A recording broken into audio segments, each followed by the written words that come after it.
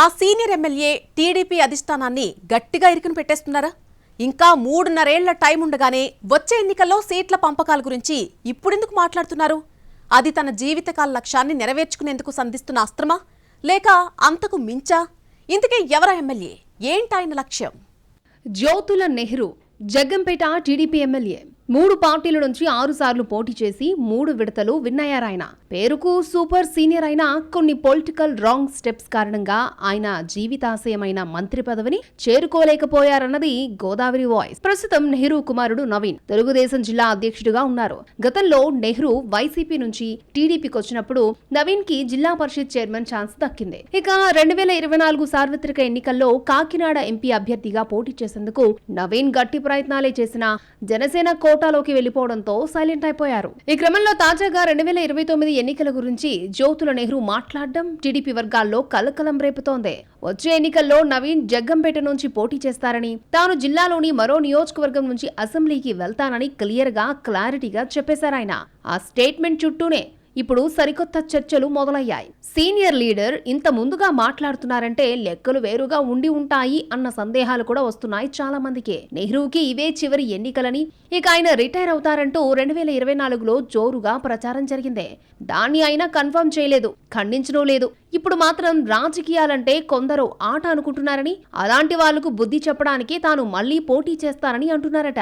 దీంతో ఆయన indirect attack సొంత పార్టీ మీద లేక ప్రతిపక్షం మీదనా అన్న డిస్కషన్ కూడా మొదలైపోయింది. కొడుకు కోసం జ్యోతుల ఇప్పటి నుంచే ఖర్చు వేస్తున్నారు, బాగానే ఉంది. కానీ ఆయన కోరుకుంటున్న మరో సీటు జిల్లాలో ఎక్కడుందన్నది తమ్ముళ్ల ప్రశ్న.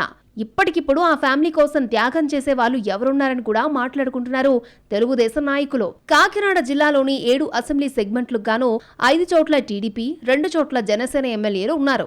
వచ్చే ఎన్నికల్లో పొత్తుల లెక్కలు ఎలా ఉంటాయన్నది ఇప్పుడే ఎవరూ చెప్పలేరు. ఈసారి కూడా కూటమిగానే పోటీ చేస్తే ఉన్నవాళ్లను సర్దుబాటు చేయడమే కష్టం.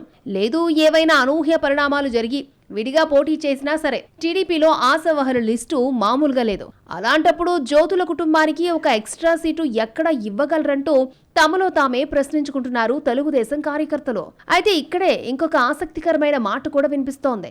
నెహ్రూ మాటల మర్మం వేరే ఉండి ఉండొచ్చన్నది కొందరి విశ్లేషణ.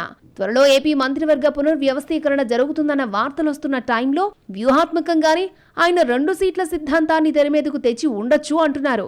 ప్రస్తుతం టీటీడీ బోర్డు మెంబర్ గా ఉన్న జ్యోతుల త్వరలో ఆ పదవీ కాలం కూడా ముగుస్తుంది. ఇక మిగిలిపోయింది జీవితంలో ఒక్కసారైనా మంత్రి అవ్వాలి అన్న కోరికే. దీంతో పునర్వ్యవస్థీకరణలో తన పేరు పరిశీలించేలా అధిష్టానం మీద ఒత్తిడి చేయడానికి ఈ కొత్త పల్లవి అందుకుని ఉండొచ్చు అంటున్నారు విశ్లేషకులు. తనకు ఆ ఒక్క లాస్ట్ ఛాన్స్ ఇచ్చేస్తే ఇక హ్యాపీగా రిటైర్ అయిపోతానని చెప్పడమే ఆయన ఉద్దేశమని చెవులు కొరుక్కుంటున్నారు కాకినాడ తమ్ముల్లో.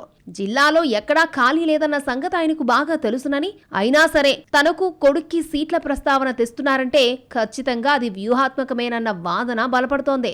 దీన్ని గమనిస్తున్న టీడీపీలోని ఒక వర్గం కూడా గట్టిగానే సెటర్లేస్తోంది. తండ్రి రిటైర్మెంట్ ఫంక్షన్ గ్రాండ్ గా చేసేస్తే కొడుక్కి ఈజీగా లైన్ క్లియర్ అవుతుంది, అదేదో చూడండయ్యా అంటోంది ఆ వర్గం. ఫైనల్ గా జ్యోతుల నెహ్రూ కాన్వాయ్ కార్లో రిటైర్మెంట్ ప్రకటిస్తారో లేక అంతా భ్రాంతియేనా అని పాడుకుంటారో చూడాలి మరి.